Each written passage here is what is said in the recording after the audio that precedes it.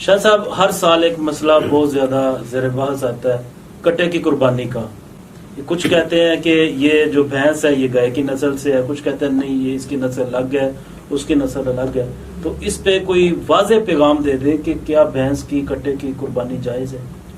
قرآن پاک میں ارشاد ہے وَلِكُلِّ أُمَّةٍ جَعَلْنَا مَنسَكًا لِيَذْكُرُوا اسْمَ اللَّهِ عَلَىٰ مَا رَزَقَهُم مِّن بَهِيمَةِ الْأَنْعَامِ کہ ہر امت کے لیے ہم نے ایک قربانی یہ رکھی ہے۔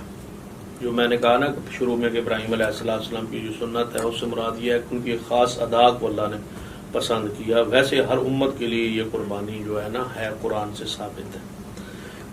وہ آدم علیہ السلام کے بیٹوں کا تذکرہ بھی قرآن پاک میں آتا ہے، یعنی کہ میرے اس بات کہنے کا یہ معنی نہ کوئی نہ لے کہ پہلے تھی نہیں یا اس میں ذکر نہیں، قرآن پاک میں وہ ذکر موجود ہے کہ ہر امت کے لیے یہ قربانی ہے، اور وہ بہیمۃ الانعام ہے، گھریلو چوپایوں پر اللہ کا نام ہے۔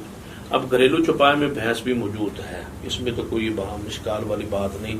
کیونکہ اللہ تعالیٰ فرماتے ہیں احلت لکم بہیمۃ الانعام کہ ہم نے گھریلو چوپائے تمہارے لیے حلال کی ہے۔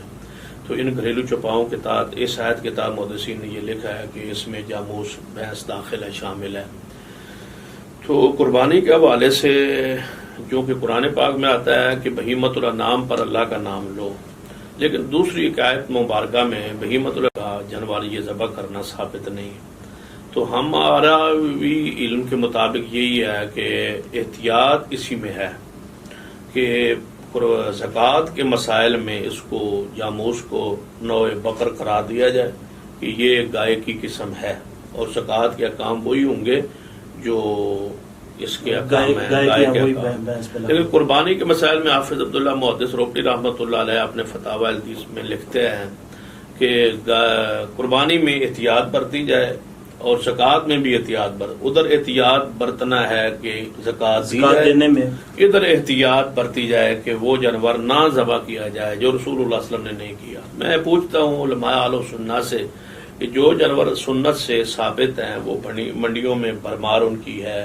گھروں میں موجود ہیں، ہمارے ہاں گائے زیادہ ہے، بکرے زیادہ ہیں، تو ہمیں کیا ضرورت ہے کہ ہم جو ہے بھینس کی قربانی یعنی کہ لازمی ان جانوروں کی موجودگی میں کریں جن کے جانوروں کی رسول اللہ صلی اللہ علیہ وسلم نے کی ہے۔ تو ہمارا بھی رجحان یہی ہے کہ یہ ہم نہیں کہہ سکتے کہ جس نے کی ہے اس کی قربانی نہیں ہے، یہ نہیں کہہ سکتے کہ اس کی قربانی نہیں ہے۔ قربانی بہیمۃ الانعام میں یہ چیز داخل ہے، شامل ہے، اجتہادی مسئلہ ہے، اور علماء کرام میں سے کئی علماء کرام اہل حدیث نے جواز کا فتویٰ بھی دیا ہے۔ تو جس بندے کی تحقیق یہ ہو، کسی عالم کی تحقیق سے وہ متفق ہو، وہ کر لے، تو ہم یہ نہیں کہتے کہ اس کی قربانی نہیں ہوئی، لیکن یہ ضرور کہتے رہیں گے کہ اس کی قربانی میں وہ جانور ذبح نہیں ہو۔ جیسے ہم رفع دین کے بارے میں عام طور پہ کہتے ہیں نا کہ یہ کہنا کہ رفع دین یعنی کہ جو نہیں کرتا اس کی نماز سنت کے مطابق نہیں ہے، یہ ہم کہتے ہیں نا۔ اس طرح لوگ ہم سے پوچھتے ہیں اس کے بغیر نماز نہیں ہوتی، ہم کہتے ہیں اس کی نماز سنت کے مطابق نہیں ہوتی۔ تو جس کے نے بھینس کی قربانی کی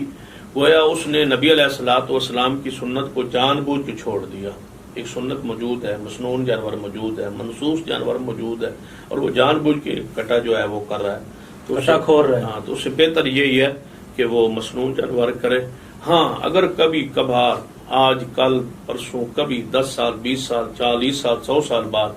کسی علاقے میں گائے نہ ہو،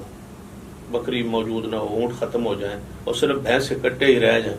تو پھر اس صورت میں اس کی قربانی کی جائے گی اس کو بہیمۃ الانعام سمجھ کے۔ تو نس کے مقابلے میں قیاس جانور کو کرنا ہماری سمجھ سے بالا ہے۔ اللہ ہمیں سنت پہ عمل کی توفیق عطا